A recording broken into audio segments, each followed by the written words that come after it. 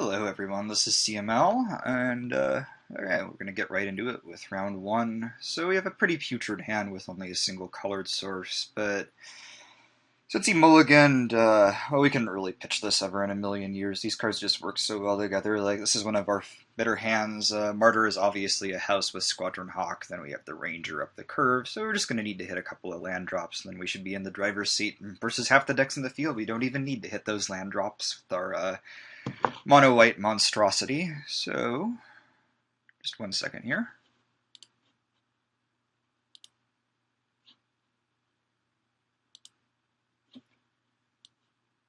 Alright, as much as I love the Moto sound effects and how they take me back to the mid-90s era of software development, which is in fact what the entire effect of playing on Moto was like the Chandelar Microprose PC game from back in the day. Thought I'd turn it off for you guys just so you could hear instead the dulcet tones of my own voice, and as I sip some coffee. Which is a tick, undoubtedly, but a less annoying tick than what most people deal with while they're streaming, even if they are otherwise superior to me at monologizing for an extended period of time, such as Rush Limbaugh. Just because you're good at talking for extended periods of time, having a nice monologue with yourself and a conversation with yourself and a monologue with others in the professorial vein, doesn't mean that you're good at magic, at least in my case. Alright, so we have Massa 8, and Massa is leading with a Godless Shrine, quite unironically. Okay, so that's a Deathrite. Deathrite is pretty good against our deck. It's presumably his Impod or something. All Deathrite decks are fairly bad against us, so I'm reluctant to crack the fetch now, but now that we have an Ascendant Rush hand, I think we kind of have to. So yeah, ideally we hit another land drop. So we can hit this to crack for a basic plains, because otherwise we have to hit a white spell again next turn in order to get the rush off. So we're going to go to 19, play the Ascendant, and then we can play the Martyr. If we rip a land even, we can gain 12. It's a bummer that we have to crack the fetch with his Deathrite in play. Obviously we'd ideally have just a basic plains, one of the finer lands in all of Magicdom. Alright. And Moto's being a little recalcitrant owing to the effects of Camtasia. I really just have no idea how people are able to get through entire sessions while recording on Moto without one thing or the other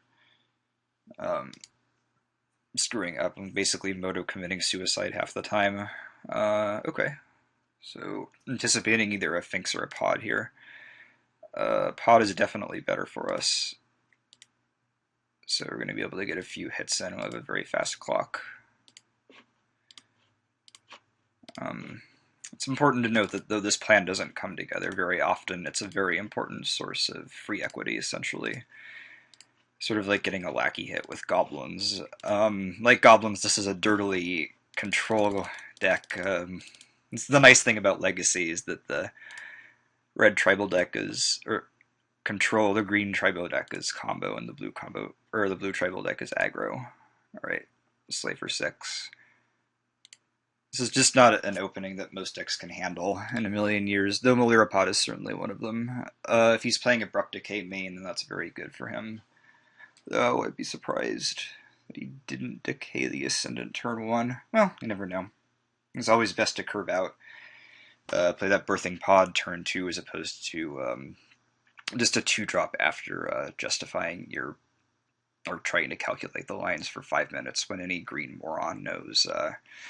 Just play the 3-drop on turn 2, my good man. That's as occurred during the Hetrick videos. See, people think these decks are easy to play and that blue is the pinnacle of skill, but obviously in Standard this isn't true, and it doesn't stand up to any sort of analysis at all, but it also doesn't stand up to serious analysis in Modern. The Impod deck is very challenging to play, and since nobody else can win with this stupid Intifada deck of mine, which makes it not really a deck, I guess, which is kind of how I like it, then I guess it must be hard to play too.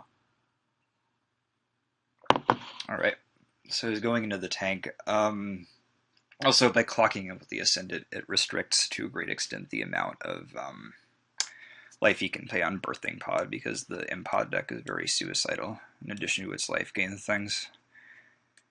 So we could eat Tutor up at 2. A little out of practice, so I like to speculate on the nature of these things. But yeah, anyway, my joke about the aggressive decks is that they're too easy for bad players to play and too hard for good players to play. Just to riff on something my piano teacher said about Mozart the other day. And what is not Mozartian about? Red deck wins. No, I guess Mozart, because it's so easy to play and it sounds so difficult. And it yields to rote memorization, and brute force kind of practice is more, in fact, like the blue decks than it is with the green decks. Like a lot of fuzzy decisions here.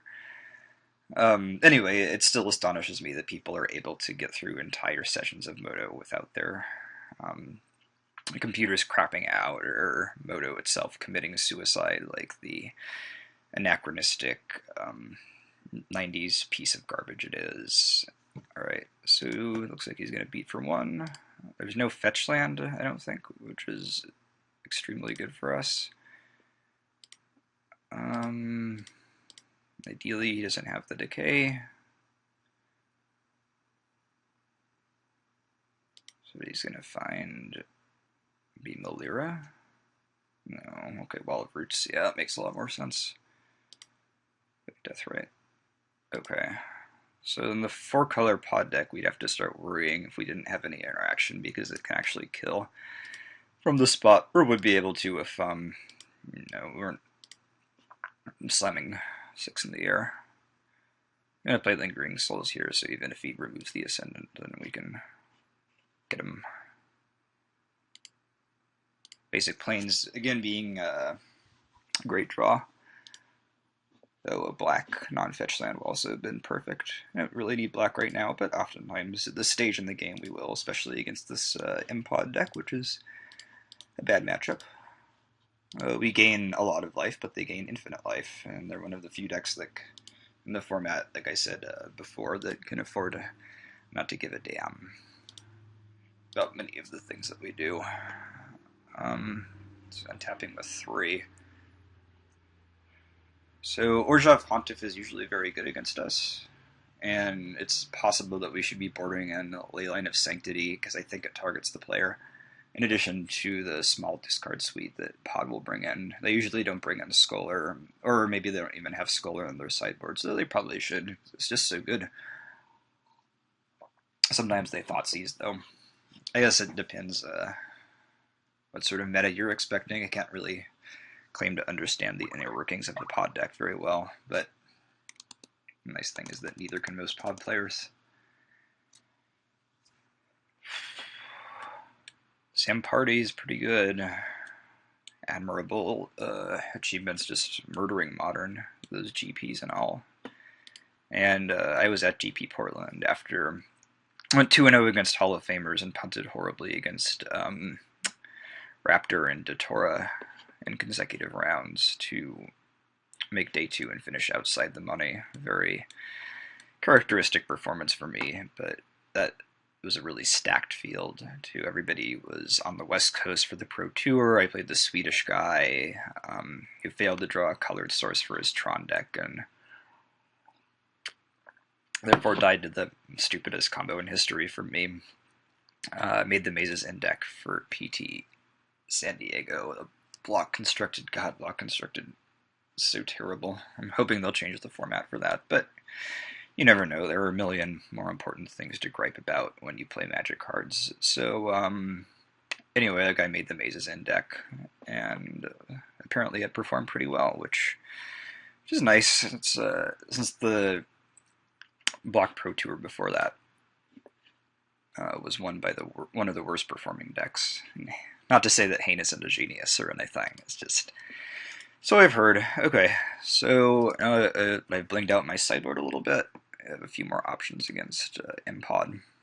So Grunt is quite good, I think.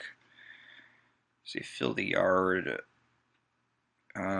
Also does very well against Revel Arc. So what do we want to take out? Elspeth is pretty slow. I'm not sure we can beat them in an attrition war anyway. Procs are definitely coming out. Just the way this matchup ends up playing out, it's always not all that great. So on the draw, so we don't want the land. We certainly want all three targeted discard effects. Suppression Field is really good. Dark Tutelage might be quite good, and O-Ring might be quite good. So let's just click them in. And, okay. Just had to click that message to avoid the Moto suicide that happened last time that I recorded. I had to ask for technical help to myself, basically talking into the void like some sort of Henry Bemis MST3K prisoner. It was Pomo as hell. The other day, I came up with the insight that Mark Rosewater is basically Vivian Darkbloom. So for the 4 readers out there, or listeners out there who appreciate my pretentious sense of humor, hope you like that joke. Okay, Urge of Charm is usually really good. I think we can board out 1 Persecution. Looks like we're going heavy on the 2s. I think we have so much stuff that we usually don't want to board out the Hawks. Because they're so integral to the plan of gaining a bunch of life with Martyr. But now we have the Angels, so that's another good way that we can win the game. On the draw, we certainly want the 2 Wraths. Can cut 1 Orzhov Charm, 1 Zealous Persecution. I think we only need 1 O-Ring. So the Dark Tutelage just screws up our plan. Again, it's a very important source of equity to get these turn 2 or 3 Ascendant Rush hands. So